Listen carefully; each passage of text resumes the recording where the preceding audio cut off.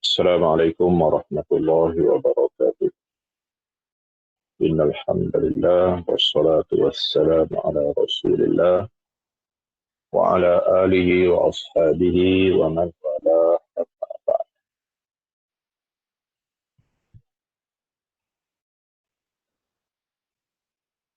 الفصل الثالث: الخبر المردود. الضعيف المردود بسبب سقط من الإسناد، المردود بسبب طعن في الراوي.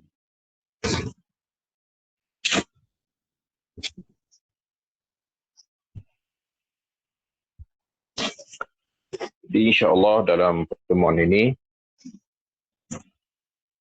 kita membaca bahagian kedua daripada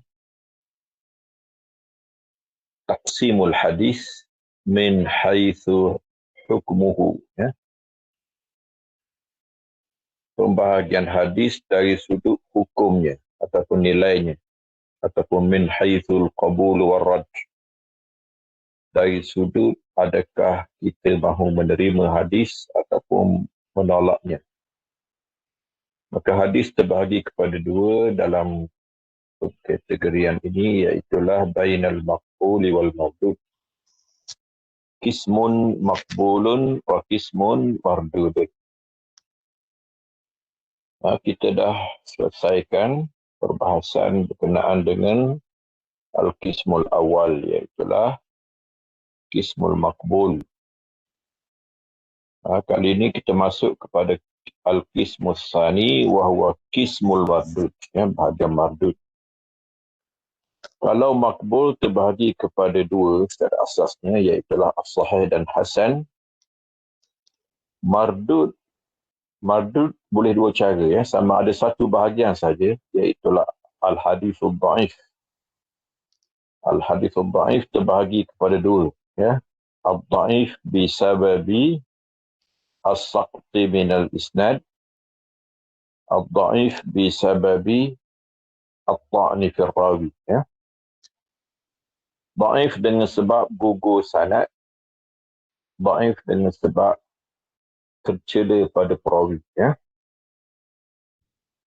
Ataupun di sana ada cara bahagi satu lagi, iaitulah dalam kumpulan mardud kita ada dua. Yang pertamanya al-dha'if, yang keduanya al-mawdu'. Tapi kalau ikut dengan cara pembahagian pertama, al-mawdu' dia masuk dalam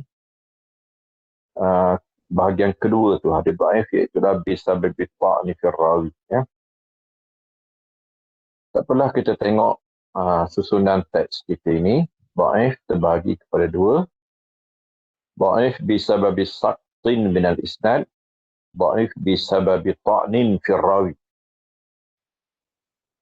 Kita masih lagi merujuk kepada 5 syarat yang ditetapkan untuk hadis sahih. Contohnya ittisalus sanad, adalatul rawi, dhabtul rawi, adamul syuzuz, adamul illah. Cukup 5 syarat ni orang panggil hadis sahih. Kehilangan syarat ketiga, iaitu dhabtul rawi, dengan sebab kurang sikit, apabila diriwayatkan oleh seorang perawi yang dhabit tetapi khafif dhabti, maka itu hasan. Dhaif apa dia? Dhaif dia tak cukup syarat sahih dan tak cukup syarat hasan, ataupun diringkaskan tak cukup syarat hasan lah. Jadi salah satu daripada 5 syarat tadi hilang daripada hadis, maka dia dikira dhaif. Secara umumnya dia merujuk kepada dua. Yang pertamanya saqti minal isnad. Saqti minal isnad ini kehilangan syarat pertama, iaitulah ittisalus sanad. Sanad jika tidak bersambung, maka ia terputus. Istilahnya ialah inqita', terputus, ataupun saqtun, ya, gugur. Nanti kita akan tengok hadis-hadis yang jadi dhaif dengan sebab gugur perawi, ya. Dia akan jadi sama ada saqtun zahir dan juga saqtun khafi, ya, gugur secara terang-terang. Ada lebih kurang 4 kumpulan dalam bab tu. Kemudian kita ada saktun khafi ataupun inqita'un khafi, terputus secara tersembunyi. Ada dua bahagian. Ada dua jenis hadis dhaif dalam bab. Kemudian at-ta'ni fil rawi. At-ta'ni fil rawi ini paling buruk, iaitulah hadis maudhu', iaitulah apabila seorang perawi dicela dengan tuduhan mereka hadis al-kadhibu fil hadis. Maka itu hadis maudhu'. Ataupun kita akan tengok nanti juga celaan-celaan lain yang terkena kepada perawi. Al-khabarul mardud wa asbabu raddihi. Hadis yang ditolak dan punca dia ditolak.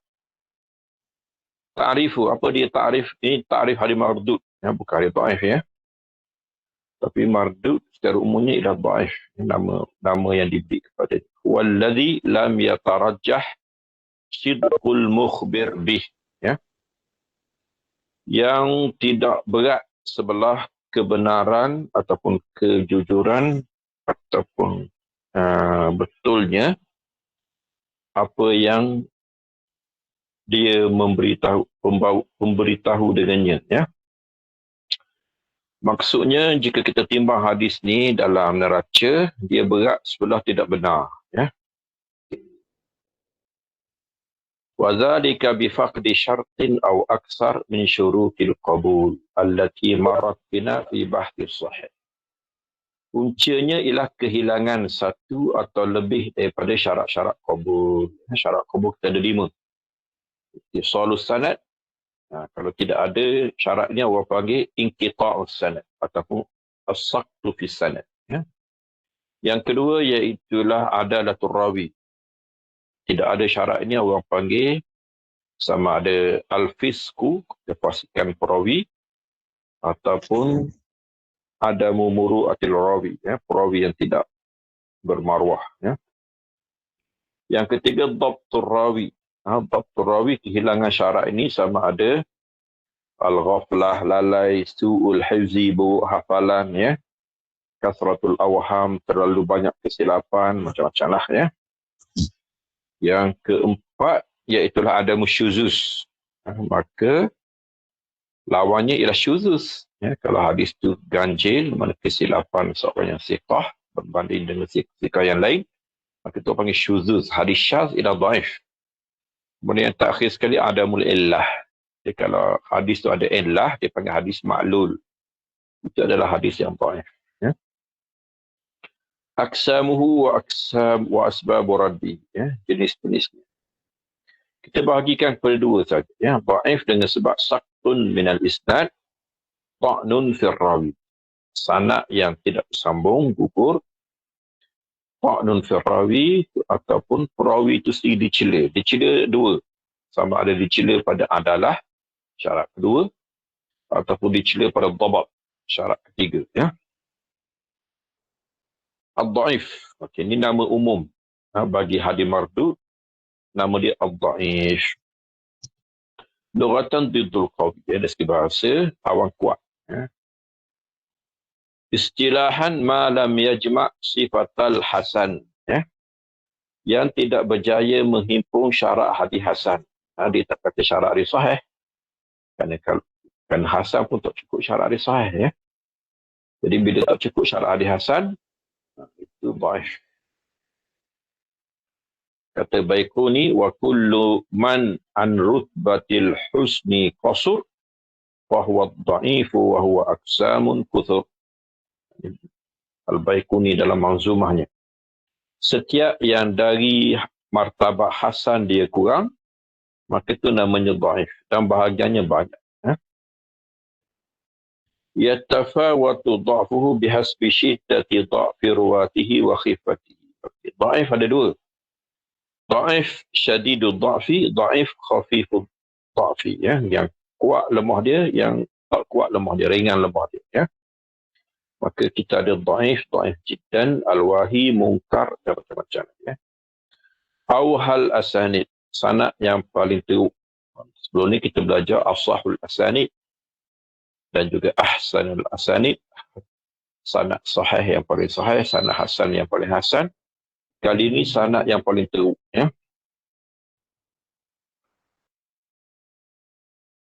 Maka dikatakan kalau sanad itu kepada Abu Bakar, maka Sadaqah bin Musa ad-Daqiqi an Firqat as-Sabakhi an Murrah At-Tayyib an Abi Bakrin. Itu sanad paling buruk. Abu Bakar tak ada masalah ni ya. Ini perawi selepas ni. Katanya sanad Syam yang paling teruk ini dia. Muhammad bin Qis al-Maslub, Ubaidillah bin Zahar, an Ali bin Yazid an al-Qasim an Abi Umamah. Abi Umamah tak ada masalah ni, sahabat Nabi ya, Abu Umamah al-Bahili. Tapi perawi selepas ni. Seburuk-buruk sanad daripada Ibn Abbas ialah As-Suddi As-Saghir Muhammad bin Marwan daripada Al-Kalbi daripada Abi Saleh daripada Ibn Abbas. Ibn Abbas tak ada masalah. Perawi selepas ni, hadhihi silsilatul kadhib la silsilatul zahab ya. Jadi Ibn Hajar kata ini jalinan perawi pembohong semua sekali ya. Kecuali Ibn Abbas lah.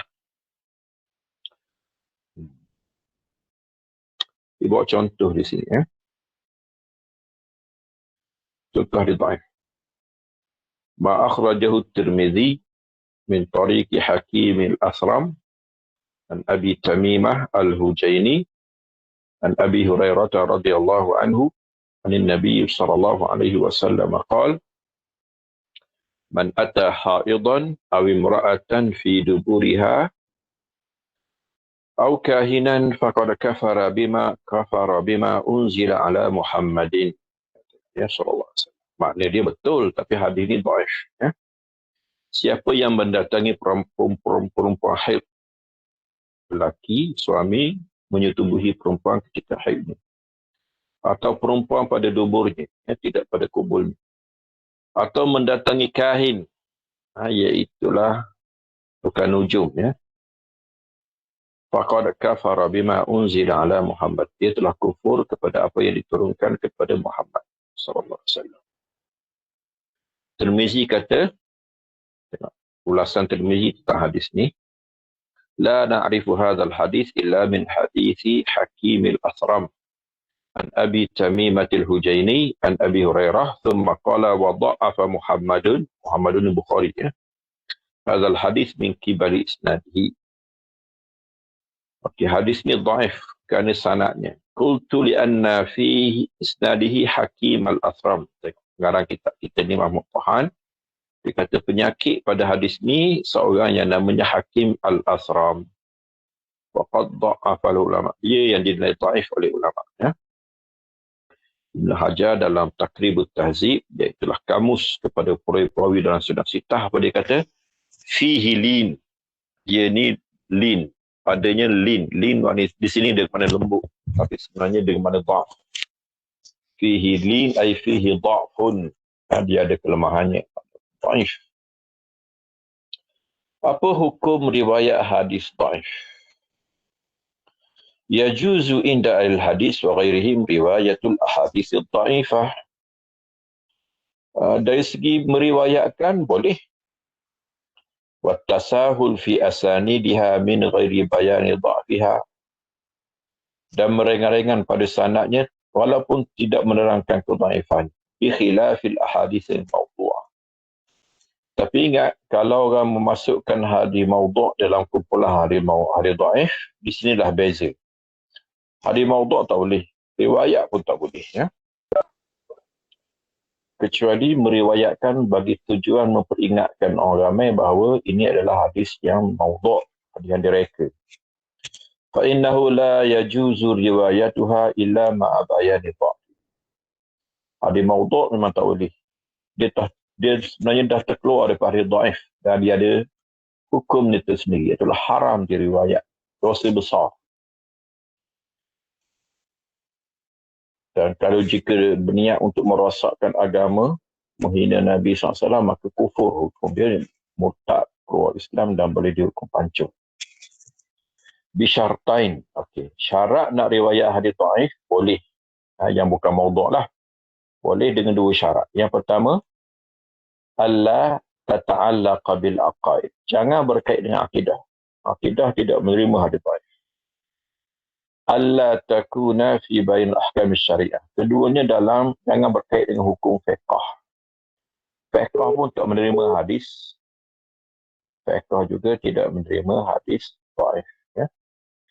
Jadi bolehnya apa? Yang bolehnya yang ketiga, iaitulah bab fadail, kelebihan-kelebihan akhlak, makarimul akhlak, berkait dengan targhib wa tarhib, ya, galakan untuk buat baik, larangan daripada buat jahat. Juga dalam bab al-qasas wal akhbar, ya, berita dan juga cerita-cerita, itu diharuskan. Tapi itu pun dengan syarat.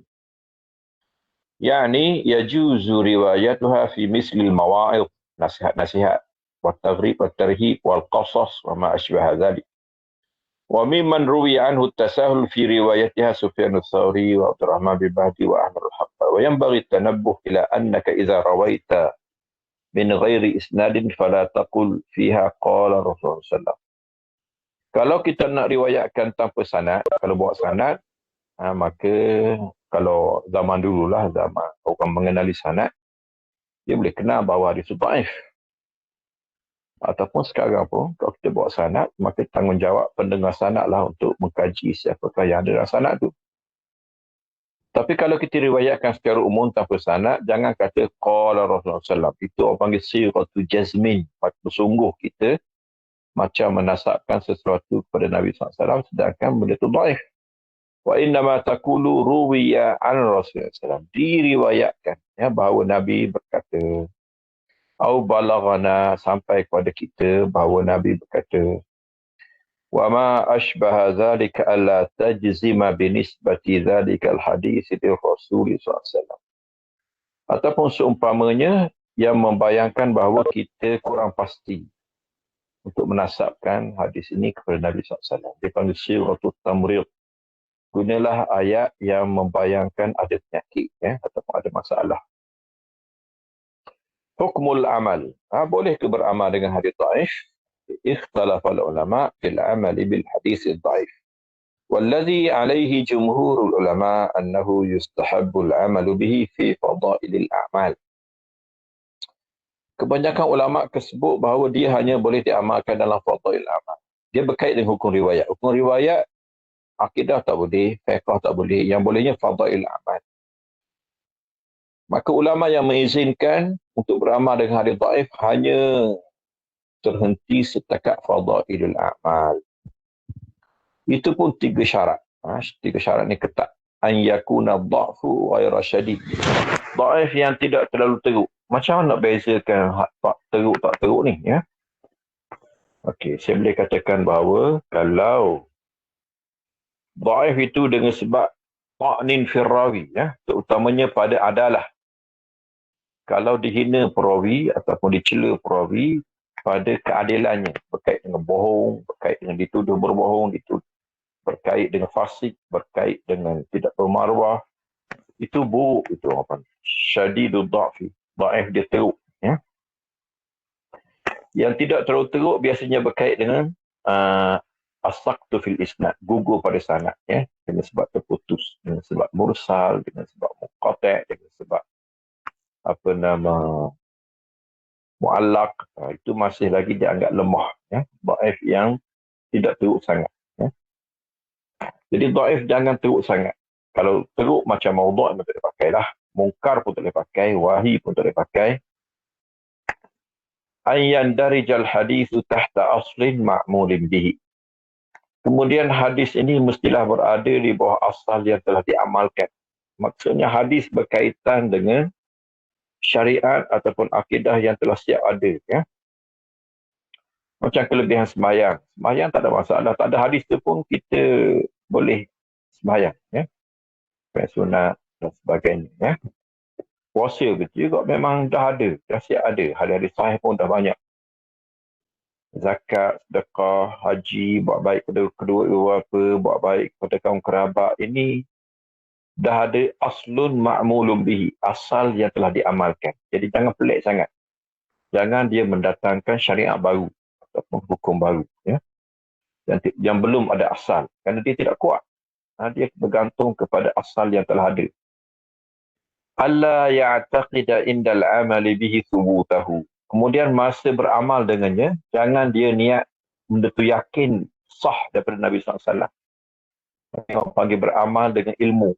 Jadi kita tahu sumbernya lemah. Macam kita nak menghidupkan malam Lailatul Sya'ban, malam nisfu Sya'ban dengan malam Lailatul Qadar. Lailatul Qadar jelas. Quran. Inna anzalnahu fi lailatul qadar. Adapun nisfu Sya'ban itu hadis yang lemah. Itu tidak boleh dijazamkan. Ya. Jadi Lailatul Qadar itu kita boleh yakin kerana sumbernya Quran. Mutawatir. Adapun malam-malam yang datang dengan kelebihannya dengan hadiah lemah, maka jangan dijazamkan. Falya'taqidul ihtiyat. Dia hanya boleh niat berhati-hati. Kemungkinan, orang kata ini daripada Nabi SAW. Apa dia rujukan hadis dhaif? Dia ada dua jenis rujukan yang kemungkinan di situ kita akan bertemu dengan banyak hadis dhaif. Yang pertamanya, buku-buku yang yang dikarang berkenaan dengan perawi-perawi yang dhaif. Kutubud du'afa dia panggil. Kitab yang dikhususkan untuk menyenaraikan perawi-perawi dhaif. Kadang-kadang buku ini bukan sahaja dia menyenaraikan nama dan pengenalan, tetapi dia buat contoh. Contoh hadis dhaif yang diriwayatkan oleh perawi-perawi. Contoh kitab dia Ad-Du'afa Ibn Hibban, Mizanul I'tidal Zahabi, ya. Ad-Du'afa Al-Uqaili dan sebagainya, ya. Kemudian di sana kitab khusus hadis dhaif. Terutamanya di Marasil contohnya, hadis mursal sahaja. Marasil karangan Abu Daud. Ilal banyaklah Darul Qutni, Ilal Ibn Abi Hatim, Ilal Kabir dan Ilal Saghir karangan Tirmizi dan lainnya. Al-Mardudu bisababi as-saqti minal Islam. Okey, kita masuk tajuk pertama. Tadi baru pengenalan, ya. Tajuk pertama iaitulah hadis yang ditolak kerana as-saqti minal isnad. Gugur pada sanad. Mana sanad terputus. Kita ada saqtun zahir dan kita ada saqtun khafi, ya. Gugur terang-terang. Terang-terang nampak gugur. Maknanya bagi orang yang mula-mula belajar ulum hadis, belajar tentang sanad, belajar ilmu rijal, ilmu jarah ta'dil, dia dah dapat mengesan bahawa terputus, ya. Okey, kita akan tengok 4 jenis dalam bab terputus jelas. Al-mu'allaq, al-mursal, al-mu'dal, al-munqati'. Okey, 4, ya. Kemudian saqtun khafi. Gugur secara tersembunyi. Maksudnya pelajar-pelajar yang baru belajar, dia akan dapati bahawa sanad ini bersambung. Semua perawi sezaman dengan perawi selepasnya. Ada hubungan di antara guru dan murid. Tetapi kena berhajat kepada ulama yang lebih berpengalaman. Walaupun dia nampak bersambung, hakikatnya tak bersambung, terputus, ya. Kita ada mudallas dan kita ada mursal khafi. Ya, ini dua jenis terputus yang tidak dapat dikesan secara zahir, ya. Okey, kita tengok yang pertama, ya, iaitulah al-mu'allaq. Apa dia al-mu'allaq? Mu'allaq dari segi bahasa tergantung, ya.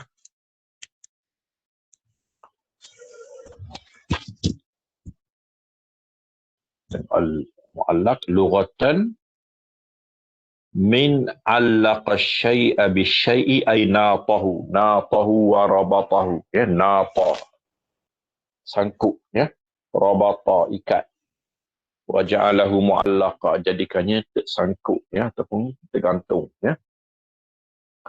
Istilahan ma huzifa min mabda'i isnadihi rawin fa aksar ala tawali. Okey. Mu'allaq ialah yang sengaja dibuang sanad daripada awal. Daripada awal maknanya perawi dia buang nama guru dia. Dan nama guru pada gurunya. Dan nama kepada guru pada guru pada gurunya. Dia buang. Betul-betul. Kadang-kadang tinggalnya sahabat sahaja. Ataupun kadang-kadang tinggal Nabi SAW sahaja. Ataupun sebelum sahabat, tabi'in je tinggal. Ya? Jadi dia dengan tabi'in, dia dengan sahabat, dia dengan Nabi macam jumpa. Jadi itu Kenapa dia buang? Jadi hadis tu secara dasarnya ialah dhaif. Tapi segini saya nak sebutnya ya. Mu'allaq ini ialah perbincangan dia sebenarnya khusus kepada Sahih Bukhari sahaja ya. Dan sebelumnya Muwatta' Malik ya. Tapi tak apalah, Muwatta' Malik itu bincang lain ya. Sahih Bukhari. Imam Bukhari ni kena faham bahawa bukan semua di antara dua kulit Sahih Bukhari itu, kulit depan, kulit belakang itu semuanya sahih.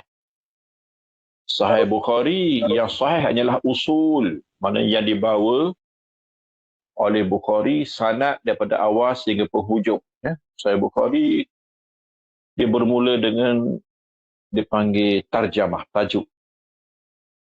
Kemudian kadang-kadang dia bawa mu'allaq. Kemudian barulah hadis betul, ya, usulul Bukhari. Kemudian lepas tu dia ada mutaba'at dan syawahid. Yang Sahih Bukhari betul ialah usulul Bukhari saja. Kalau hadis yang diletak pada tajuk, kadang-kadang pada tajuk Bukhari itu ialah hadis. Qala Ibn Abbas, qala Rasulullah SAW. Tajuk dia gitu kata. Ataupun dia buat tajuk babu kaza, kemudian qala Ibn Abbas, qala Rasulullah SAW. Qala Ibn Abbas, qala Rasulullah SAW, itu mu'allaq dia panggil ya. Jadi mu'allaq ini yang Bukhari memang dia sengaja buang sanad ya. Dia sengaja buang sanad tu kerana tujuan fiqh dia panggil. Dia memerlukan hadis itu untuk fiqh hadis. Tetapi hadis itu tidak layak masuk dalam sahihnya dengan sanad sempurna kerana dia tidak cukup sahih yang ketat syaratnya. Tapi dia memerlukan hadis itu untuk tajuk. Jadi dia bawa hadis itu secara ta'liqah, dia panggil, secara potong sanad. Ya. Mu'allaq ni awak jangan aplikasikan dia kepada kitab-kitab moden. Sebab kitab moden semuanya dibuang sanad. Buka Riyadhus Salihin, buka Hadis 40 Arba'in, buka Taghrib wa Tarhib Al-Munziri, buka kata Mustika Hadis Wasbaya waktu pun. Kitab-kitab hadis kemudian ni, hatta ada hadis hukum, ya, Umdatul Ahkam, Bulughul Maram, semua dipotong sanad. Tapi itu tak boleh kira. Itu kitab-kitab kemudian, itu kitab memang tidak bersanad. Itu supaya kita merujuk kepada rujukan asalnya daripada kutub sittah dan lainnya. Ini kisah kitab lama, kitab zaman sanad, seperti Sahih Bukhari, seperti Muwatta' Malik. Jadi, mu'allaq dalam Sahih Bukhari, mu'allaq dalam Sahih, dalam Muwatta' tapi dalam Muwatta' Malik orang tak panggil mu'allaq, dipanggil balaghatu Malik, ya, balaghani. Bahasa Imam Malik ya. Itu secara dasarnya dhaif. Tetapi kita akan tengok nanti ya. Walaupun secara dasarnya dhaif kerana sanadnya tidak ada, tetapi dalam Sahih Bukhari, dalam Muwatta' Malik ada perbincangan khusus ya, kerana telah ditampung oleh ulama-ulama terdahulu. Macam Muwatta' Malik itu balaghatnya diselesaikan oleh Ibn Abdul Bar Al-Andalusi ya, dalam kitab dia At-Tamhid, dan dalam kitab dia syarah Muwatta' Malik At-Tamhid dan juga Al-Istizkar ya. Untuk Imam Bukhari pula yang menyelesaikan sanad-sanad mu'allaqat ini iaitulah Ibnu Hajar Al-Asqalani dalam kitab dia Taghliqut Ta'liq, 5 jilid lebih kurang ya, ditahqiq oleh Dr. Sa'id Al-Qazaki. Ini orang alim, alhamdulillah saya sempat belajar dengan dia daripada Tanah Gaza. Jadi istilahan ma huzifa min mabda'i isnadihi rawin fa aktsar ala tawali, yang dibuang daripada awal sanad ataupun lebih, satu perawi ataupun lebih secara berturut-turut. Min suwarihi, kadang-kadang an yahzifa jami' as-sanad, semua sanad dibuang. Contoh tinggal Nabi je, qala Rasulullah SAW, antaranya dibuang sahabat saja, dan kadang-kadang sebelum sahabat, iaitu tabi'in. Contoh dalam Sahih Bukhari ya. Babu ma yuzkaru fil fakhidh, kata cara Sahih Bukhari ya. Ini bab aurat ya. Bab apa yang pernah disebut tentang Peha. Okey. Kalaulah ada mazhab yang kata peha lelaki tidak aurat, maka ada dalilnya. Dia buat dalil dia. Qala Abu Musa Asy'ari ghatta Nabi SAW rukbatayhi hina dakhala Uthman. Dia tengok Abu Bakar masuk, peha Nabi terdedah. Umar masuk, peha Nabi terdedah. Masuk Osman, Nabi tutup peha. Ya. Jadi hadis ni menunjukkan bahawa peha tak aurat. Tak apalah, ni perbincangan fiqh, rujuk balik perbincangan lah. Tapi ni nak ceritanya, kalau Abu Musa, mana Bukhari jumpa Abu Musa Asy'ari? Jauh antara Nabi, antara Bukhari dengan Abu Musa Asy'ari. Jadi dia dah buang sanad. Jadi hadis ni secara teorinya dhaif. Sebabnya tidak sanad dari potong.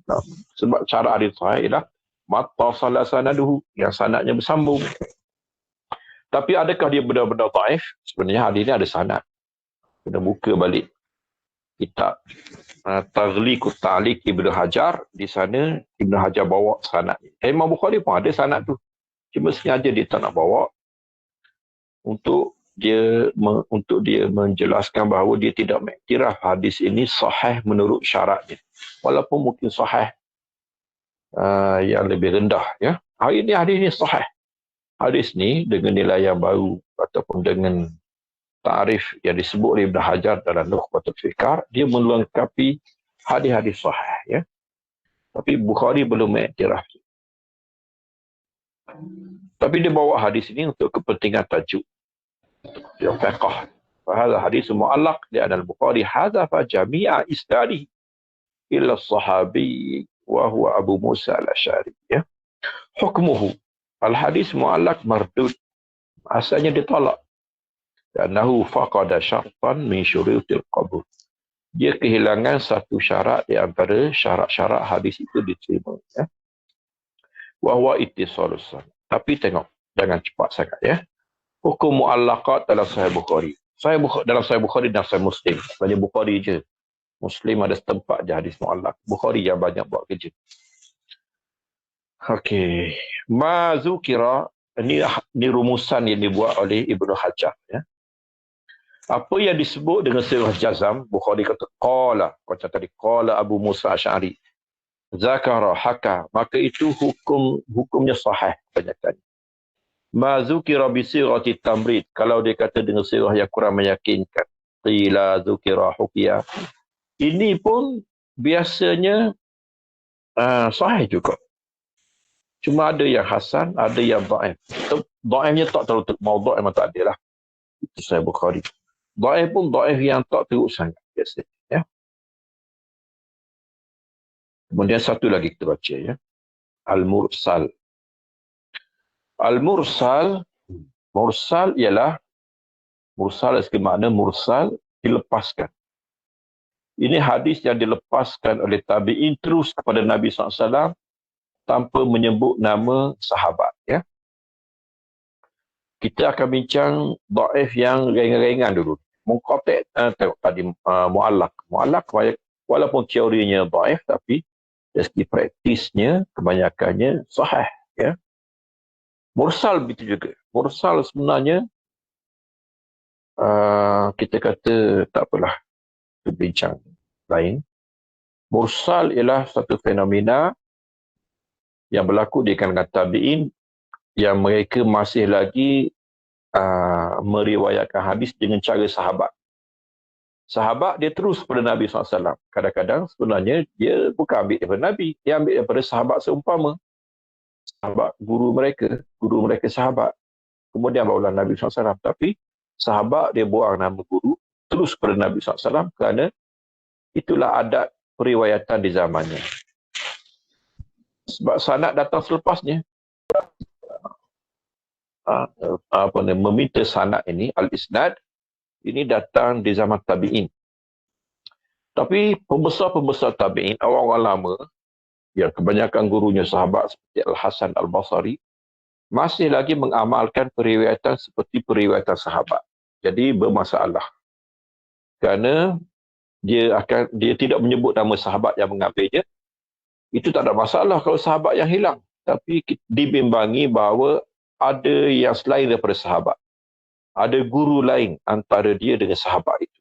Maka itulah yang dibimbangi dan menjadikan hadis dia dhaif. Tapi dhaif dia dhaif yang paling ringan. Di antara dhaif yang paling ringan ialah hadis mursal.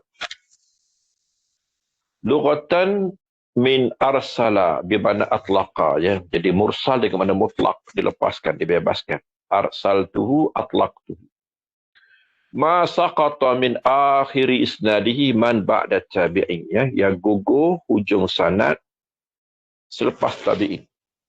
Jadi tabi'in terus kepada Nabi SAW. Tidak disebut siapakah sahabat ataupun siapakah tabi'in yang diambil daripada yang mungkin menjadi orang tengah di antara dia dengan sahabat. Wa suratuhu an yakuna tabi'i sawa'an kana saghiran aw kabiran. Tabi'in kecil ataupun tabi'in besar. Tabi'in secara umumnya kita bahagikan kepada tiga, ya. Sigharut tabi'in, awasitut tabi'in, kibarut tabi'in. Tabi'in kecil, tabi'in pertengahan, tabi'in besar. Macam mana beza? Ini bukan cerita 5 kilo ni, ya. Berapa? Kalau gemuk, besar. Kurus, kecil. Itu, ya. Ini guru, perguruan. Kalau semua gurunya sahabat, maka ni orang panggil kibarut tabi'in. Ya, macam Al-Hasan Al-Basri.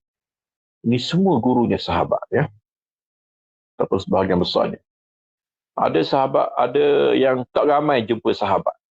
Macam Muhammad Ibn Shihab Az-Zuhri. Ini orang panggil sigharut tabi'in. Tabi'in kecil. Dia bertemu dengan seorang dua sahabat sahaja. Apabila dia kata qala Rasulullah SAW, terus kepada Nabi. Sedangkan dia tak jumpa Nabi, dia tabi'in. Ataupun Nabi buat demikian, ataupun dilakukan demikian. Maka ini mursal. Contohnya ma akhrajahu Muslim fi sahih fi kitabil buyu. Qala haddatsani Muhammad bin Rafi', qala haddatsana Hujain, qala haddatsana Al-Laits an Uqail ibn Shihab an Sa'id bin Musayyib anna Rasulullah SAW. Sa'id bin Musayyib terus kepada Nabi SAW. Sa'id ialah tabi'in. Naha anil muzabarah. Nabi larang daripada perniagaan secara muzabarah. Fasa'idun ibn Musayyibi tabi'iyun kabir. Dia tabi'i kabir. Maksudnya gurunya boleh katakan semuanya sahabat. Rawah hadzal hadis dari Nabi sallallahu alaihi wasallam biduni ayat al-wasitah. Bainahu wa bainan Nabi sallallahu alaihi wasallam faqad asqata min isnad hadzal hadis akhirahu. Jadi dia telah gugurkan sanad ini keguguran hujungnya. Hujungnya ialah sahabat ataupun sebelum sahabat. Sebenarnya kalau sahabat tak ada masalah. Sekarang ini yang jadi masalah kita bimbang sebelum sahabat tu ada tabi'in lain. Wa aqalluha saqati an yakuna qad saqata sahabi. Sahabi memang hilang dah. Wa yuhtamal, tapi ihtimal ni. Hadis ni sensitif. Jika ada saja ihtimal, maka terus dia dhaif. Ihtimal gugur bersama sahabat itu ialah tabi'in yang lain. Okey. Al-mursal indal fuqaha. Perhatikan ni hukum. Ulama kita khilaf panjang tentang hukum hadis mursal, ya. Terbahagi kepada 3. Yang pertamanya dhaif mardud, ditolak terus. Ini dilakukan oleh muhaddisin dengan takrif mereka. Dan sebahagian daripada ulama usul fiqh dan ulama dan fuqaha juga, ya. Yang kedua, sahihun yuhtaju bihi. Dalam fiqh sebenarnya kena tahu banyak hadis-hadis mursal diamalkan masuk dalam fiqh mazhab 4, ya. Kerana dari segi imam-imam mazhab Abu Hanifah, Malik dan Ahmad, mereka menerima hadis mursal dengan syarat, ya. An yakunal mursil siqah. Mursil tabi'in yang mengirsalkan hadis itu dia seorang siqah. Wala yursil illa siqah. Dia tidak memursalkan melainkan daripada siqah juga. Seorang kalau seorang tabi'in yang siqah dan gurunya semua siqah. Dia sebut nama, tak sebut nama, biasa semuanya siqah. Maka orang macam ni diterima hadisnya walaupun mursal.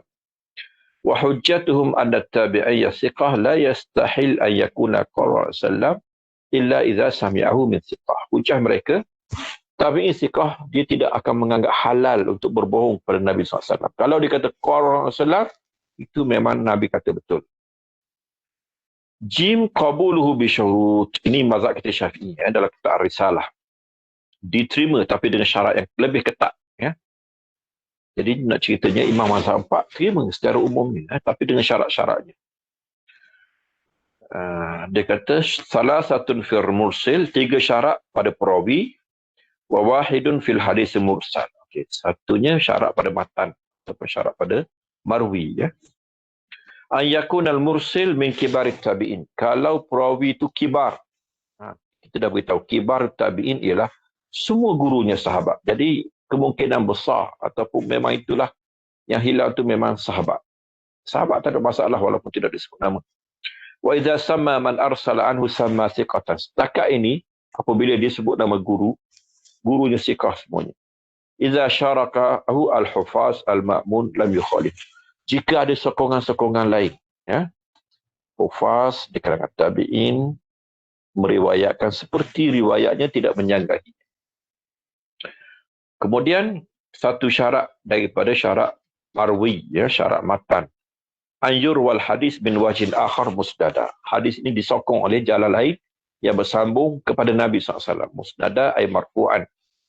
Anjur wa min wajin akhar mursalan arsalahu man akhazal ilm min ghairi rijal mursal awal. Ataupun disokong oleh mursil yang lain. Atau yuafiqu qaul sahabi. Okey. Riwayat dia tu sama dengan fatwa sahabat. An yufti bi muqtadahi aksar, ataupun hadis itu memang diterima sebagai fatwa.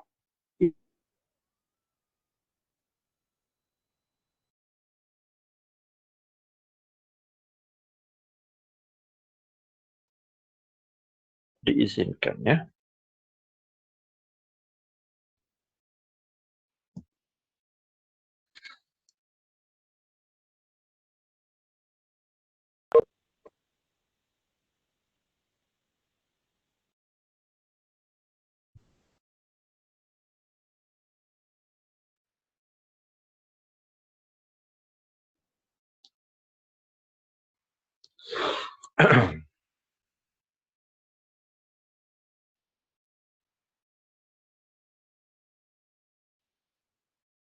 Okey. Habis dah syarat hadis mursal, ya. Kemudian kita ada mursalus sahabi, ya. Mursalus sahabi bukan mursal yang kita bincang ni lah. Mursal sahabi tak ada masalah. Mursal sahabi ialah muttasilus sanad, bersambung sanad. Kalau bincang bab mursal sahabi ni, sebenarnya banyaklah hadis-hadis di kalangan sahabat yang sebenarnya dia tidak mengambil secara langsung daripada Nabi SAW, tetapi dia ambil daripada sahabat yang lain. Tidak disebut nama sahabat yang diambilnya, tetapi dia terus pada Nabi SAW. Ini memang sepakat ulama tidak dhaif. Kalau didhaifkan hadis ini, banyak sangat hadis dhaif. Kerana Ibn Abbas, Abu Hurairah sendiri, Anas, dan ramai lagi di kalangan itu, utamanya sahabat-sahabat kecil, Sigharus Sahabah, Abu Sa'id Al-Khudri, Jabir bin Abdullah. Mereka ini berguru dengan sahabat. Mereka sahabat-sahabat kecil yang sempat dengan Nabi SAW di hujung hayat. Tetapi akhirnya mereka pula yang meriwayatkan kebanyakan hadis-hadis Nabi SAW. Jadi mereka ini kadang-kadang mengambil hadis daripada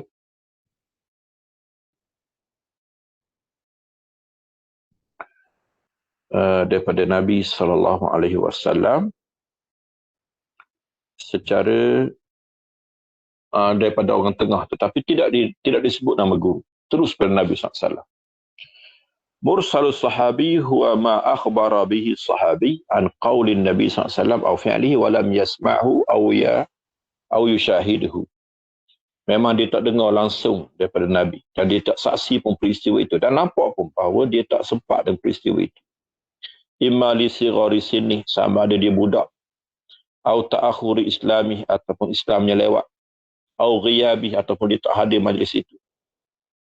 Wa min hadha an-naw' ahaditsu katsiratun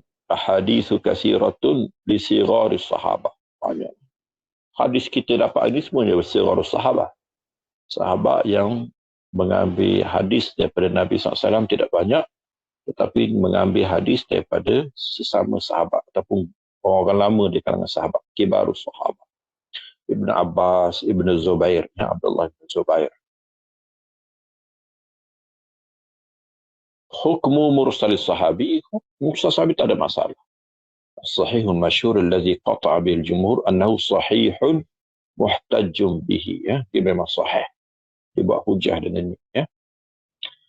Asharul musannafat, kita ada Marasil Abu Daud, Marasil Ibn Abi Hatim dan Jami'ut Tahsil karangan Al-La'i. Ya. Saya rasa setakat ini saja ya yang sempat kita petang dalam sesi ini. InsyaAllah kita akan sambung di masa yang lain. Wassallallahu ala sayyidina Muhammadin wa ala alihi wa ashabihi wa sallama tasliman katsira. Subhana rabbika rabbil izzati amma yasifun. Wassalamun ala al-mursalin walhamdulillahi rabbil alamin. Wassalamualaikum warahmatullahi wabarakatuh. Waalaikumsalam.